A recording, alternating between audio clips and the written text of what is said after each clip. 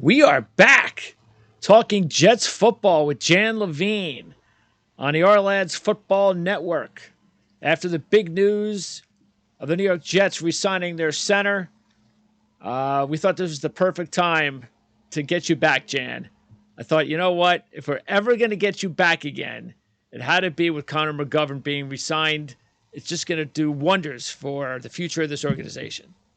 Yep, that's exactly what I was waiting for. So I'm glad it happened. Yeah, talk about a guy who actually joked about it on Twitter. Did he? Saying, because he said, I thought a good day has gotten even better given the afternoon events today. Yeah. I wonder about that, to tell you the truth, but we'll talk about that later. The timing of that. You know, I've had some people recently ask me, people who are not really totally diehard into football, or even if they are, they're just not like dialed in. Hey man, what do you think? Do you think this is? Do you think it's still going to happen? Do you think it's all going to fall apart? And there hasn't been 1 second at all that I thought this was not going to happen, and you just had to be logical and understand the game and understand what was in best interest of both organizations and the player to know that this was going to happen. It was just a matter of once we got to that point after he said he wanted to come to the Jets, when it didn't happen for the first few days or the first even week, it was like, all right, that's it. Now I've got to turn it off because I don't want to get involved with all the smoke screening that took place over the last few weeks, the annoying smoke screening. And it was great to hear the news yesterday that they were talking again. And I'm just glad we didn't have to wait until Thursday or Friday. So it's a done deal. I looked at the Ourlads depth chart, and it has Aaron Rodgers as the first string quarterback of the New York Jets. Yeah, look, we knew once we got to draft week, right, there would be some uptick in conversations, and we knew that if the first round was going to be in play, anything would have to get done by Thursday. You kind of figured that there'd been a lot of talk about a swap in the first round, not explicitly mentioned, but a lot of rumor that would potentially be a component of the deal. And we also knew that probably one of the second round picks would be in play also. So once Sunday hit, you kind of had a sense that both sides needed to kind of start moving a little bit here. I know that Green Bay, you can talk whatever you want. There was always the people are saying, well, as you said, oh, they're going to keep. I had people on Twitter yesterday arguing with me. Oh, Green Bay's not going to make a big deal. I'm like, they've already decided they're moving on from the guy. If he retires, they're stuck with an enormous cap hit if he retires, right? Both sides knew that the deal had to be done. The only question was, A, what would be the deal? And then B, what would happen from there in terms of the contract down the road will be the next piece of the puzzle, right? But we can kind of go through the deal. And for people who haven't seen the deal, right, is the 2000 and a swap of the 2023 pick. So the Jets gave up their 13 and got a 15 back, and we'll go through all the ramifications. They gave up their second round pick 42. They gave up their sixth round pick of 207 and got back a fifth of 170. And they got back into conditional. They gave up the conditional second that becomes a first if Rodgers plays 65% of the snaps this year. Right. So I'll give you my view, and what was that last one? Your view. If Rodgers plays 65% of the snaps this year, the second round pick next year automatically becomes a first rounder. Yeah, that sounds about right. I mean, I would actually say that it is as predictable a trade that, as far as the components, that you could have expected. That's why I think the only holdup was only for Green Bay's point of view. Are they going to give us any more? Are they going to give us any more? And when I think the parameters of the trade were always there. It was always, we all knew that there was going to be some sort of, if he does this, if this happens, the swap of the first, the second round pick, 90% of that deal I think was extremely predictable. So going. So the swaps of the first was pretty set in stone probably. And again, there is a risk because there's for me there was one of three offensive linemen that I wanted the Jets to take. I think there's probably three top offensive linemen. Moving from 13 to 15, A puts one of them in play for the Patriots at 14, or puts a wide receiver in play for New England at 14 or Green Bay at 13.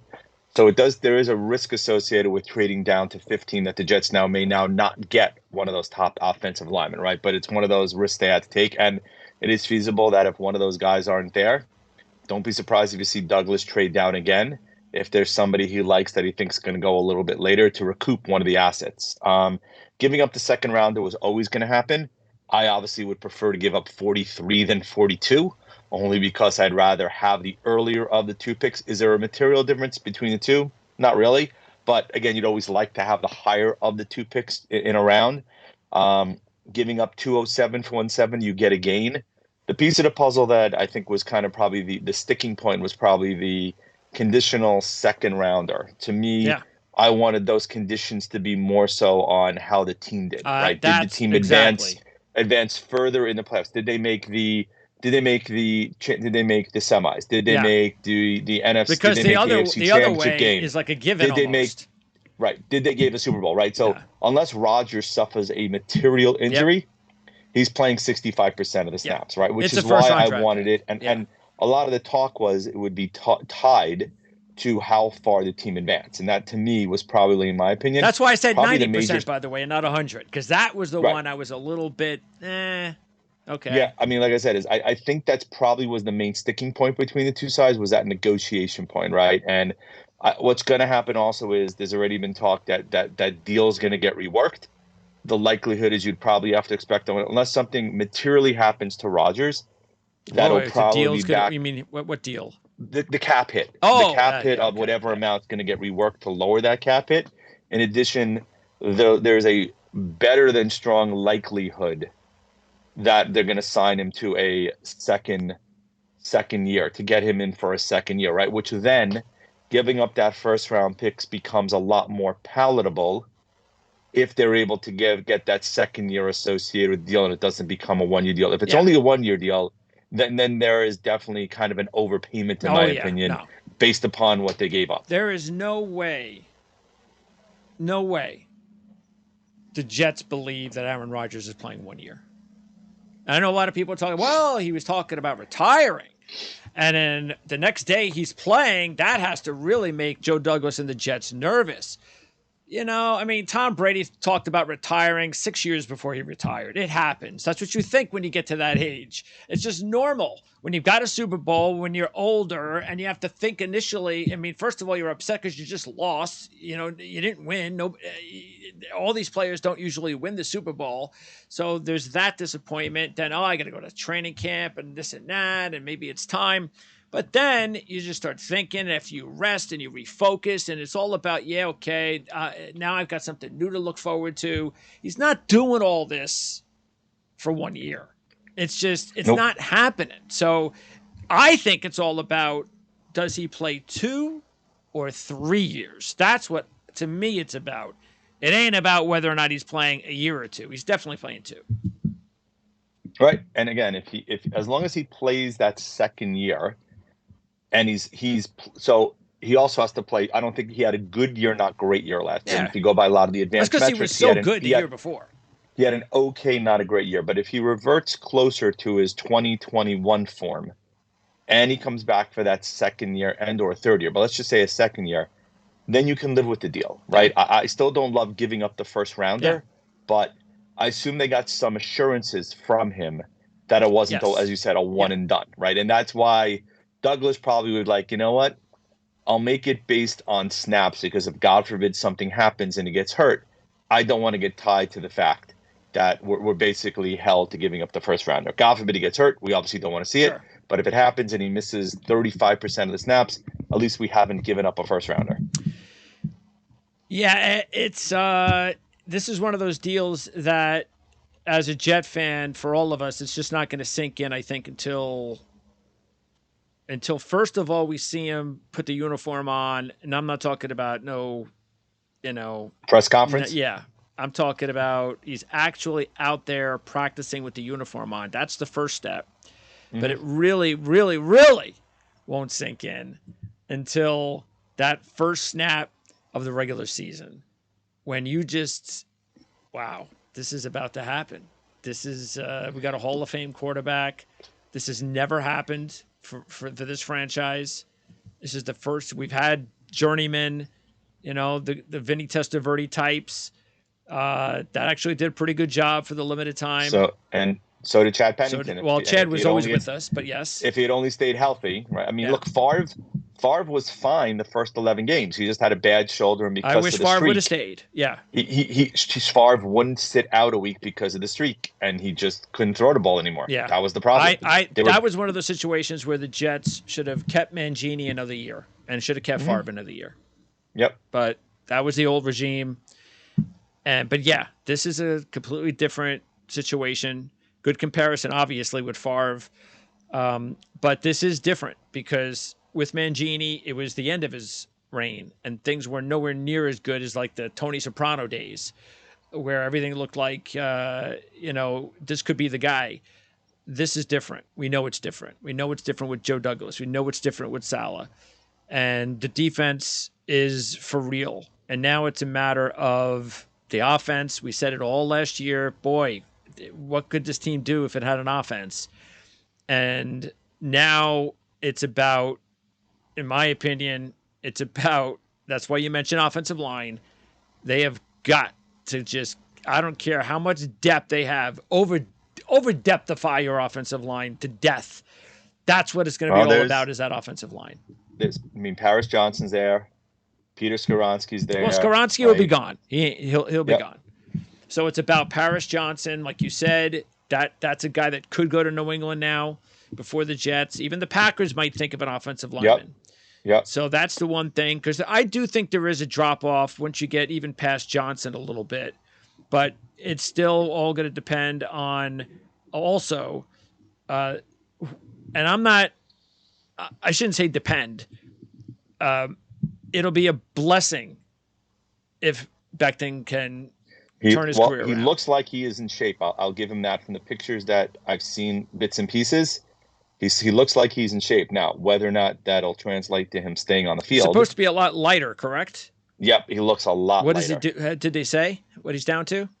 No, I didn't see what he's down to, but he's definitely a lot lighter. I mean, the pictures you've seen, you can tell he's lost a lot of weight. Now, what that translates to, who knows? But clearly, he's in a lot better shape than he was before. The good news is he's working. Seems like he's working hard to get back. He did that the year before also, just was unable to play. Even if that is the case, right, as we talked about, getting McGovern back clearly helps the offensive line. Yeah. But if one of those 3 or 4 offensive linemen, after the 2 after Skoronski are there,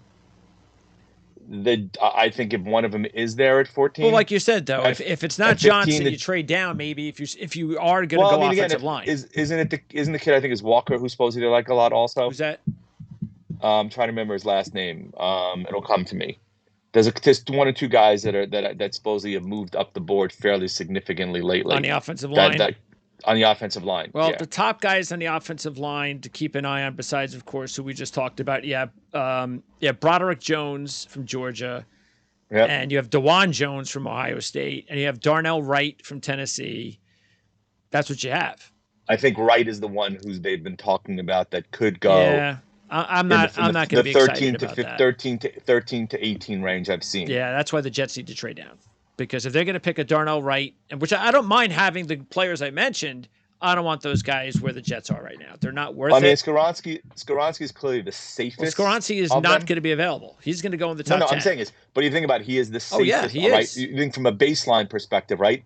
He's probably not going to get a lot better than where he's at right now. Yeah, he's going to be a very solid pretty darn good. Yep. Right. And he can play inside and out. Right. Johnson is the one who's probably maybe even going top. Maybe I've seen top 10. And that's also a good thing about Paris Johnson, too, is that he can go inside and out. So both Skoronski and Jones can play guard. That's why it would have been a perfect fit for the Jets with Paris Johnson, because you could actually go into training camp and just say, you know what, let's see whether or not we're going to have Vera Tuck at right tackle or Paris Johnson at right tackle.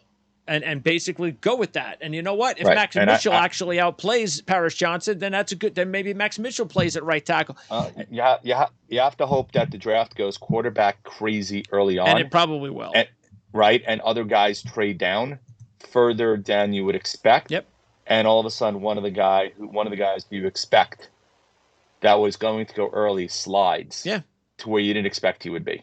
So I would think that unless they're like really in love with either Johnson or Skoronski and believe that those guys need to be on the Jets, if they're only like 5 picks away, then Joe Douglas will make a move.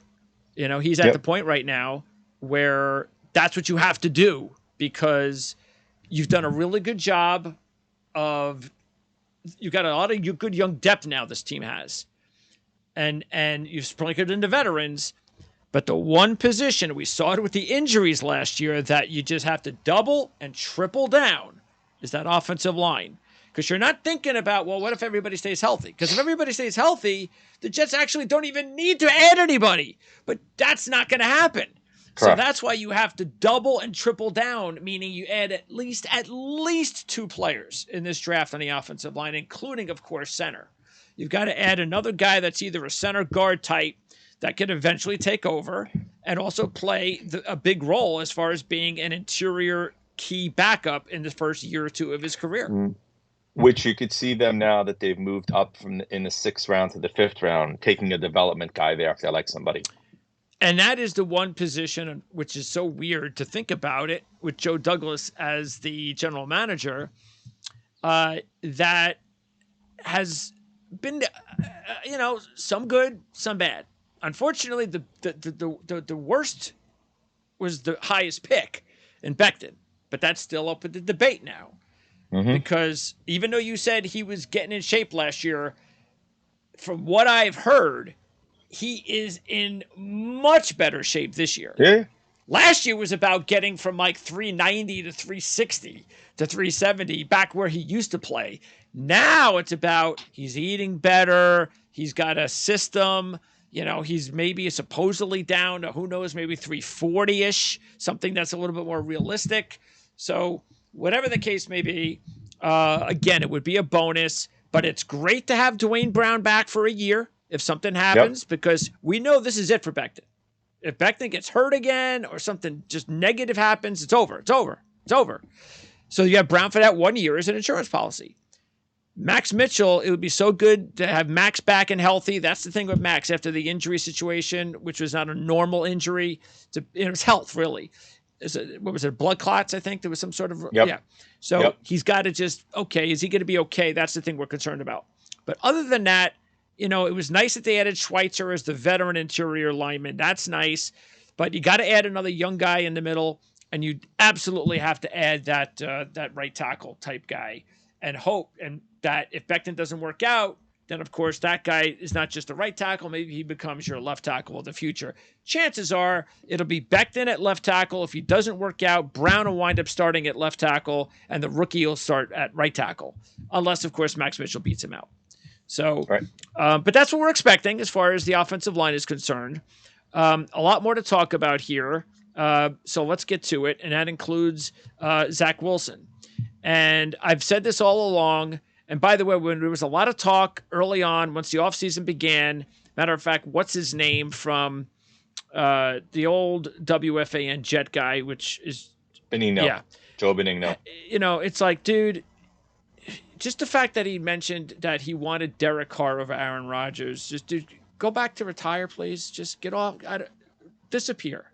Okay? Just disappear. So it's And that point in the off season when it looked like for 24 hours or less that Derek Carr could choose the Jets was a very scary moment for me. And I'm sure I have a lot of Jet fans who weren't really sold on Derek Carr. And it was such a sigh of relief. You have no idea when he chose the Saints, because that was basically it. that's it. Because now it's Rodgers. There's no one else. It's got to be Aaron Rodgers now. Not that Aaron Rodgers has made up his mind yet, of course. You know how this often happens? It happens when you hire coaches and you try to draft or sign players, where sometimes the player or the coach you want to go after, it turns out it's better it didn't work out, and you wind up getting your second choice. You wind up getting plan B. And I think that's what's going on here, because I don't know what would have happened last year if the Jets would have signed Tyreek Hill. Maybe they would have drafted Garrett Wilson and gone with Garrett Wilson and Tyreek Hill. I don't know. But we didn't have to go down that road, and I'm glad we didn't. I'm glad we didn't have to think about that, because I'd rather have Garrett Wilson because he's younger and he's going to be a star. So again, maybe plan B was the better situation. Again, whether or not that would have been the case. Same thing with Aaron Rodgers here. If they really, really, really were trying to go after Derek Carr like that was said, and they didn't get him, now maybe I'm going to be wrong, and maybe he'll get hurt, and Derek Carr will lead the Saints to the Super Bowl. But I just think that this is a situation where finally I believe the Jets got lucky and that they ended up with the guy that they should have gotten all along. Well, I think part of I wouldn't use the term infatuation with Carr, was there was severe questions at the time as to whether or not Rodgers actually wanted to come to New York. And part of it is doing your due diligence to make sure that you have a backup option, right? And I think Carr is a better quarterback than we've shown. I mean, look, Oakland, now Vegas, is honestly kind of dysfunctional at times, and it still remains dysfunctional. Yeah. And I'm sure that didn't help the situation in terms of what was going on. I mean, look what's happening in baseball with that franchise right now, where you don't know if they're in Oakland, they're going to Vegas. I mean, it's the same thing in football, right? They were all over the place. I mean, Carr, I think, look, Adams kind of forced his way there because he wanted to play with his college quarterback in Adams. In Carr, I mean. Yeah. Carr is a pretty solid quarterback. Part of the attraction was, as you said, he's younger. He has more years. There still is probably some upside there with him. And if you didn't know as to whether or not Rodgers, A, was going to push his way out, or B, going to retire, making sure you had a quarterback, especially when you know that Zach Wilson is clearly not ready yet, was paramount. Right now, it's going to be interesting. What I think is going to be interesting is, A, Rodgers is likely not going to view Wilson as a threat to his job immediately, right? So maybe what didn't happen between him and Jordan Love, where he didn't necessarily want to train Love because he viewed it as an affront that they drafted Love as his replacement when he felt he had a lot more to give. Maybe now he actually gives the time of day to Wilson and makes him a better quarterback, and hopefully Wilson can learn from him. I mean, I still think, the veteran backup there is still going to be key, because if something, God forbid, happens to Rodgers, especially early in the year, you clearly don't want to have to turn to Zach Wilson to be your what veteran quarterback. What veteran? You're saying is you need a veteran number two, in my opinion, there, right? You have to have that veteran as your number two. Yeah, I could see them getting another veteran in there, because you don't want either way. You're either going to have two quarterbacks, or you're going to bring in a veteran. You're not playing Tim Boyle or even Chris Trevor again. Right. So yeah, I agree with that, and I have no problem with that. But I will say this: look, and I don't know, because we haven't even gotten close to camp yet. We haven't gotten close to the fact that he's now going to finally work with a quarterback coach / coordinator that knows what he's doing and how to develop a quarterback. And he's going to have Aaron Rodgers there to help him out and to tutor him a little bit, or to just sit there and learn by watching. And that's going to make Zach better. Now, the question is going to be how much better. And that's why I love this. That's why this scenario is the best scenario that could have ever happened, which is why it's part of the Derek Carr situation. Is because we all have heard Zach's, infatuation with Rodgers growing up. We saw what happened with Rodgers and Wilson at camp a couple years ago, and then last year in the game, and how much, what he looks up to. And Rodgers has said all these nice things. It's almost like he could kind of, he's like you said, I think he kind of looks at Zach as almost like, hey, it's a nice little kid. Maybe I could, he looks up to me. I'll see what I could do. And I'm sure when they've had these conversations with Joe Douglas and everybody and Hackett, I'm sure this was a little part of it. Is, hey, you know what? What you could do to make Zach better, that'd be great, even if it's just this much. So This could not have been a better scenario for Zach Wilson's attempt to still become a relevant starting quarterback. This is it. He's got the quarterback coach now. He's got the quarterback mentor now. He's going to have the best team around him by time Rodgers leaves. And I expect we'll see a difference or not as soon as this preseason. I'm not saying lights out. I'm just saying I think we'll start to see, wow, I think we're noticing a different Zach Wilson. I think we'll start to see a little bit of a difference from him if he's going to get better as early as this preseason. As you said, time will tell. I mean, I'm not counting on anything right now. No. I thought Wilson had some moments last year, but he also had a lot of moments where he kind of looked lost out there. Enjoy the bench. And the talent level had been up substantively from his first year. Right now, look, offensive line, Veritaka hopefully is healthy, Mitchell's hopefully healthy. Yeah, we got McGovern back. We'll see if Becton's there. There's a better offensive line. We know how good Breece Hall. Worse. We know how good Breece Hall can be. It's just a matter of him being healthy, which supposedly he is right now. That's kind of critical. By the way, do you think that the Jets should, if the right guy was available in the middle to late rounds, do you think that they should grab another running back, or do you think that Zonovan Knight and Michael Carter, if anything were to happen to Breece Hall, where he just, he gets a setback, he's not going to be 100% until 2024, do you think they've got the guys that with the better line and with Aaron Rodgers, that those guys will be able to do what they need to do? I think Knight showed last year that he could be the guy if need be. Granted, he doesn't have the speed that Hall has, the ability to kind of take it deep to the house. But that's a special talent, right? I could see them more likely looking for an undrafted free agent or a late round pick, because you also have Michael Carter, who's there. I do think there's other areas of need first. I think linebacker is a bigger area of need, and you can probably target that in the later rounds. I'm not talking about needs. That's not a need. No. I think late round you also might end up going for another defensive back potentially if you want to add another defensive back to the mix. Dude, I'll tell you right now. I think that once you get out of the first round, I think it becomes, in my opinion, after the offensive line, the number one need.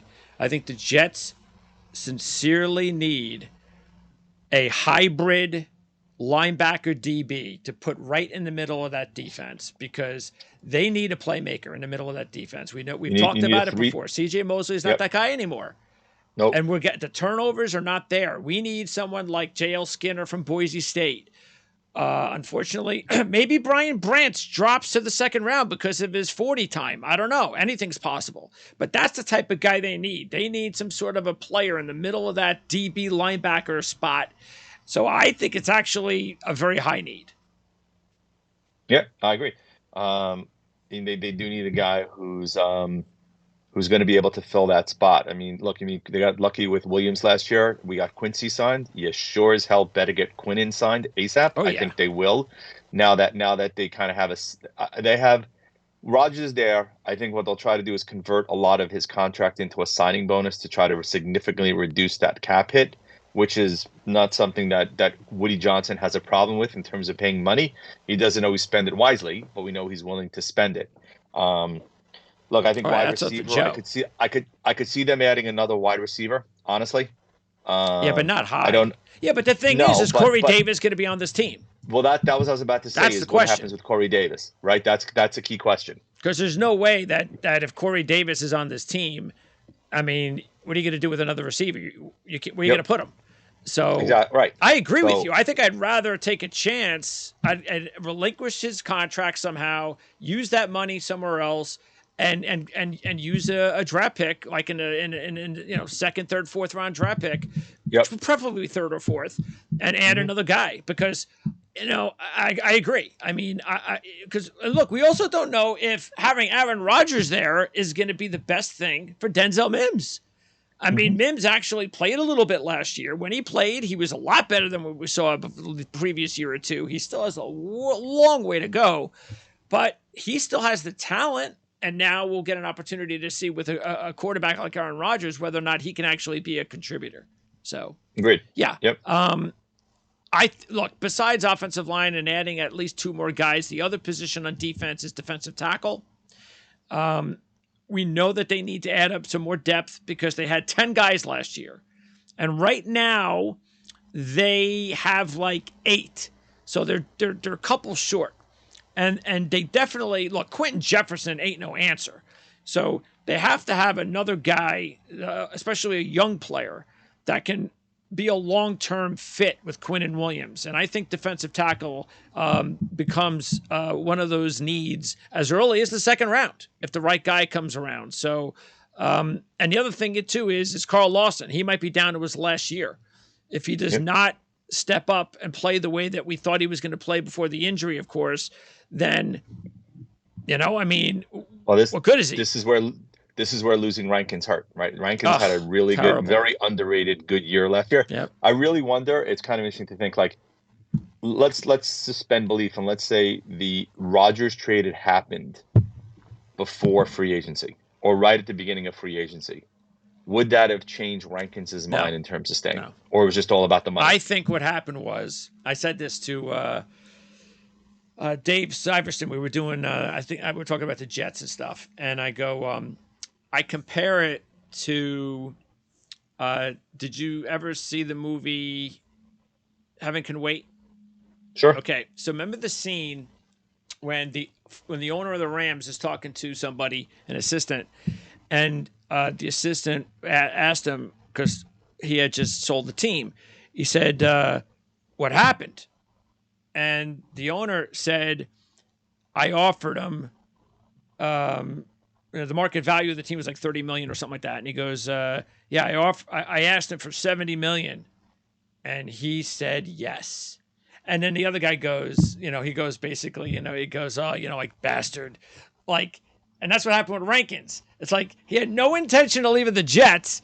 And then, maybe he gets a call. The scout, his agent gives him a call and goes, hey, I told Houston if they want you, it's going to be $10 million. And then Rankins goes, yeah, okay, sure. If they want to pay me $10 million, I'll go there. And he calls him back and goes, dude, they said yes. And it's like, oh, all right. Well, okay. So I believe that's exactly what happened, is that Rankins never thought he was going there, probably never thought that they'd pay him that. And then when they offered him $10 million, he was like, I got to go. Sorry, guys. Right. So, yeah, I think that was definitely one of those situations. And you know what? I'll probably be back in 2024. Never know. But yes, that opens a big hole. So, because Solomon Thomas is just a player. And unfortunately, like I said, Quentin Jefferson isn't going to be much help. He's just going to be a rotational player. That's it. But what's also going to be very big, and this is another important need for the Jets as early as the second round, is some more pass rush help. Because Bryce Huff is basically right now a pass rush situational pass rush guy. Clemens and Johnson have got to take those next steps. They have to. That's the reason they were drafted, and we need to see them make impacts. But that's why I think it's going to be important. Yet in those early rounds, you have got to add either a inside penetrator or an outside penetrator, because we know John Franklin Myers can move inside on passing downs. So which is why I think that at 15, if the offensive lineman, presuming that's who they want, is not there, Douglas is going to trade down and try to recoup like a third or fourth rounder. That'd be nice. Yeah. He's going to try to bolster the back. He's, as we've seen, is a big believer in volume drafting. Now, he has no qualms about moving up if the guy he wants is there. Well, last year it was the volume, and then last year it was the premium. So now, I think we're back to being volume. I think it would be better if we had a little bit more capital. Yep. So, agreed. But yes, that's the thing. Is that? But look, if on Thursday, Friday, Saturday, if all that comes out of that is offensive linemen, I'm happy. I just want the line to have depth, and because I think when you have a really good offensive line, it'll make Zonovan Knight and Michael Carter that much better if something happens to Breece Hall. And this is the year for Jeremy Ruckert to show us whether or not he can be the future at tight end. So we have one more year basically to see if Ruckert could be that guy, because he wasn't picked in the third round to be a blocker. Correct. And and then of course at wide receiver, like we talked about, we have to find out whether or not Corey Davis is going to be here or not. Well, I'll throw a little interesting one in it there, right? I mean, the tackles they signed last year were okay. Uzoma had his moments, right? I don't know if he was great, ends, yeah, CJ Uzoma. I mean, right? And who else did they try to remember? Conklin and Uzoma, yeah. And Conklin, right? I'm going to throw a curveball at you. does Nathaniel Hackett go up to Joe Douglas and go, Michael Meyer would look really good with this offense. You know, the only He's not reason, elite. the only reason He's I not a just great pass rusher, pass no, he's route runner, but actually boy is he productive. yeah, he's actually what's good about Meyer is that he's probably the most steady. He's going to be a solid NFL pro. He's not going to flop, but what he's not is he's not a field stretcher. He's not a guy that is going to be Mm-hmm. a guy that's going to average 15 yards in the passing game. But what he's going to be is he's going to be very consistent. He's going to be, he's going to make it very tough on first down. You want to move the chains, that kind of thing. Definitely an upgrade on a Zoman Conklin. But I think that could happen in this, and whether it's Meyer or whether it's even the guy that I absolutely love, which is Dalton Kincaid. That all depends on what they think about Ruckert. And I still don't see any reason to believe that they've soured on him. I don't think they have either. I'm just throwing it out there because there's a very deep tight end draft, and we've talked about adding weapons, right? So, look, if there's so many tight ends, they could trade down and try to grab one also. Sure. I'm not saying they're looking for a tight end. Yeah. I'm just saying the Zoma and Conklin are nice, right? They that's all definitely they are. improved, right? Ruckert, the look, it's the nice local boy. Hopefully, makes good story, and he's got talent. But you know what? As we've seen, if he's good and you bring in Meyer, you can go 2 tight ends a time. Yeah, right. You can. I honestly just think, if Davis isn't back, right, you don't know what's going to be. So. Yeah, I just honestly think though, if they're gonna do that, then they would be looking at a guy like Kincaid. Because Kincaid would be like a difference maker guy. That's a guy like Meyer is basically just a Zuma Conklin, a younger and more upside, but not similar, where he's just going to average 10 yards a catch, 11 yards a catch, just like those guys. So, but hey, you know what? I'd be all for it. If something happened now, I think it's more like what you just said. If they get the extra pick, that all of a sudden becomes more in play. Because now they could take a chance on, hey, you know what? It's not a big need, but hey, man, wow, if we added Dalton Kincaid to this or Michael Meyer to this group, that would be, and we didn't get the right receiver. But that's also the interesting part is that they could say if the offensive line isn't the right guy and they want to add a weapon on offense, if the right defensive guys weren't there, chances are they're going to be, a couple of really dynamic receivers that are going to be available who are probably better than McCall Hardman. Well, Hardman was brought in as a speed guy, and that's pretty much what he is. He's okay. He's not great. Yep. He's a wide receiver 4 kind of 3-4 kind of guy. Agreed. And right now he's a starter. Put it this way, if they get a wide receiver, Davis is pretty much as good as gone, right? I think Davis has gone before Mims, partly because of the cap hit, right? And Mims still has some upside that has been untapped. He's also been injury prone, so has Davis. Oh yeah, Mims is since cheap. He's come to New York, right? And Mims is cheap because where they grabbed him, there may be upside. It's gonna be interesting to see how they go. Since you're looking at it, where else do they pick after the second round? I think they have actually. You mean what is their actual pick numbers? Yeah. Let's see. Because they just gave up obviously 13 to go to 15. They gave up 42. Before I do that, I want to show you. I just want to tell you some quick. They already have Aaron Rodgers propositions. You ready for this? Okay. Okay. Aaron Rodgers to win 2 or more Super Bowls as a New York Jets player. You ready for the odds on this? It's lower than I thought. Go ahead. I have a number in mind. 40 to 1. I was going to say 45 to 1. Really? Actually.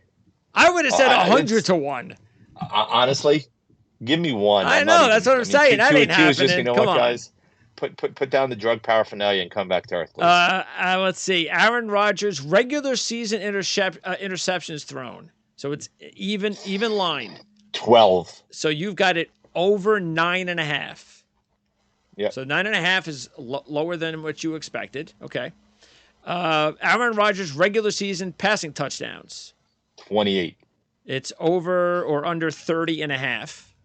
All right, I was close. So you'd go under. I mean, I thought they were going to put the bar at 28. I would go higher. So I think I was going to say 31 Okay. seems reasonable. Aaron Rodgers' regular season passing yards. 4,400. Well, that would be over 4,050. Okay. I could see it going over. New York Jets regular season wins. 10. It's 9.5, but it's minus 155. So you're putting up a little bit.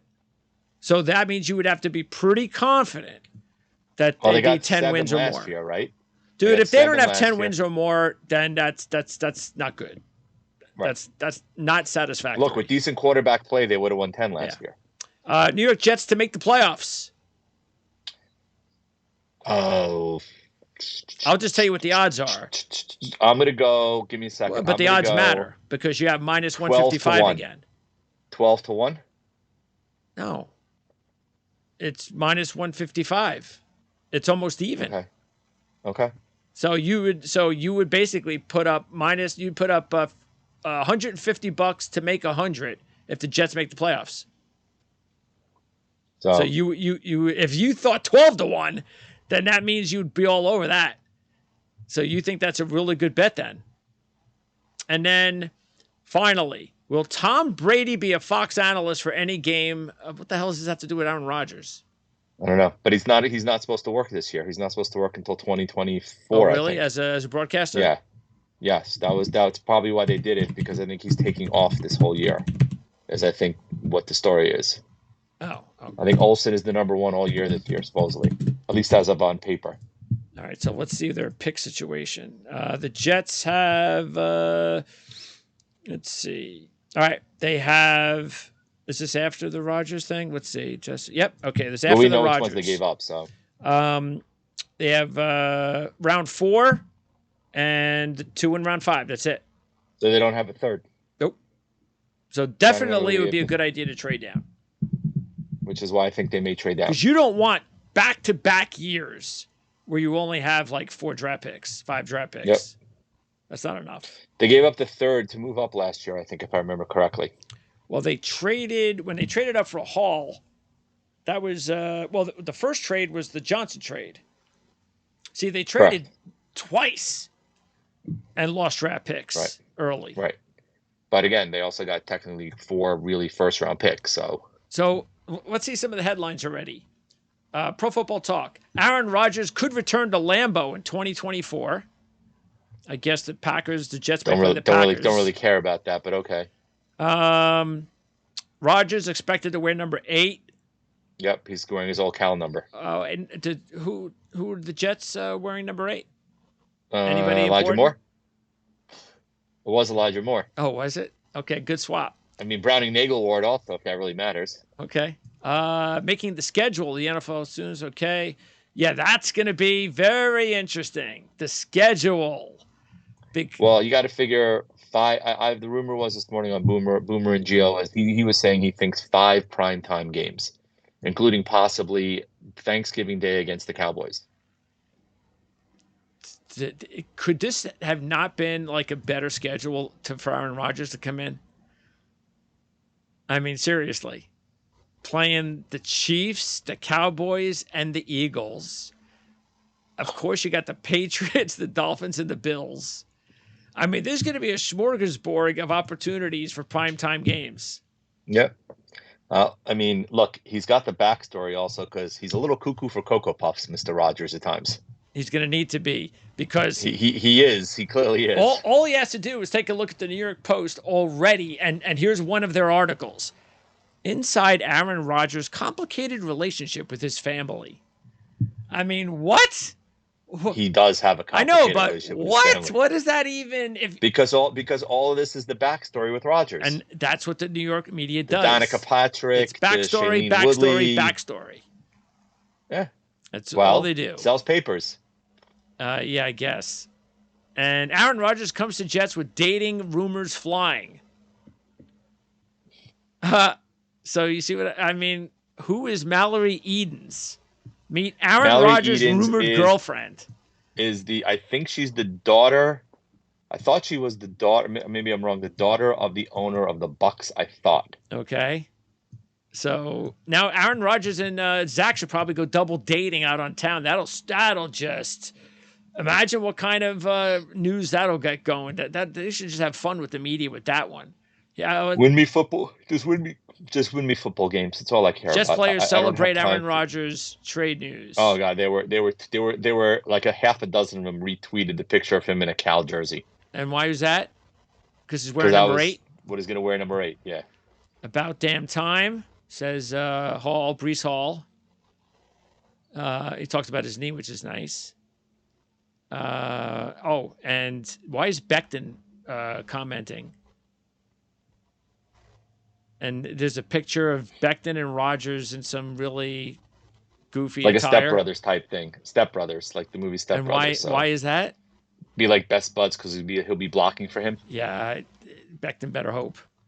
McGovern, let's see. I don't. Okay, that's what you were talking about. That's what I was saying. Okay. Yeah. And then more of this stuff. Stop playing. That's Wilson. Wow. Anyway, that's what's going on out there. The draft, of course, is, believe it or not, there's a big story. It's called the NFL Draft. That's going to be on Thursday. And this is the Our Lads Draft Guide. So you can pick it up at ourlads.com. This is awesome. Check it out. And the draft review guide will be out in a couple of months. So that'll be a lot of fun because I'll be talking about the Jets myself. I've got the Jets and 10 other teams that I'll be recapping in this guide. And I'll have all sorts of fun recapping what the Jets did to make themselves a better football team with Aaron Rodgers at the helm. We'll have wall-to-wall draft coverage. And our Jets draft recap, we're going to hope to do something. Is Sunday even a possibility for you? Yeah. Yes, because that's what we did last year. We did it on a Sunday, and that's the best possible day. So hopefully, unless something comes up, we'll try to do something on Sunday. And if we get a specific time set in place, we'll do a live show. So if we can book a time, you'll know. That's why you have to subscribe to the channel so you'll get the alert that we have a live show coming on Sunday morning or Sunday afternoon to recap the Jets draft. If we don't do it live, then that's okay. That doesn't mean we're not doing the show. It just means that we're playing around with the time, and we're just not completely sure of when we're going to do it. But look for us on Sunday. Can't wait. Appreciate your time, Jan. Good luck with the Ranger game. I appreciate you doing this during the Ranger game. And, No problem. And because I don't think that we'd be talking about a Ranger trade during a Jet playoff game. No. All right, man. Appreciate it. Enjoy the draft, and we'll talk to you hopefully on Sunday. Sounds good.